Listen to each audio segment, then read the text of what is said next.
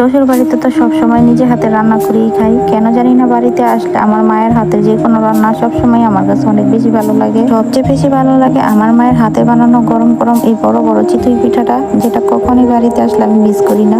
সবসময় আমার মা আমি বাড়িতে আসলে এই পিঠাটা বানায়।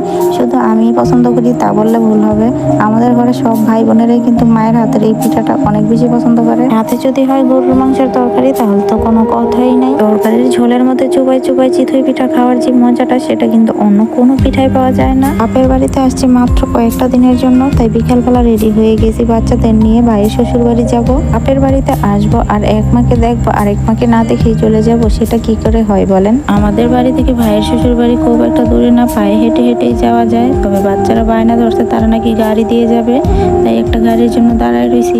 অনেকক্ষণ পরে একটা মিশু পাইছি আর এই মিশুর মধ্যে উঠে গেছি সবাই মিলে ঠাসাঠাসি করে। গাড়ি থেকে নেমে সবাই মিলে আবার হাঁটা শুরু করে দিছি, কারণ ভাইদের বাড়ির রাস্তা থেকে একটু ভিতরের দিকে, তাই একটু হেঁটে হেঁটে যেতে হবে। যাওয়ার পথে দেখি ছোট্ট একটা কলা বাগান, আর এই ছোট কলা বাগানের মধ্যে ছোট ছোট কলা গাছ লাগানো, আর এই ছোট কলা গাছ থেকে কিন্তু বড় বড় কলার ছড়ি ধরে আছে।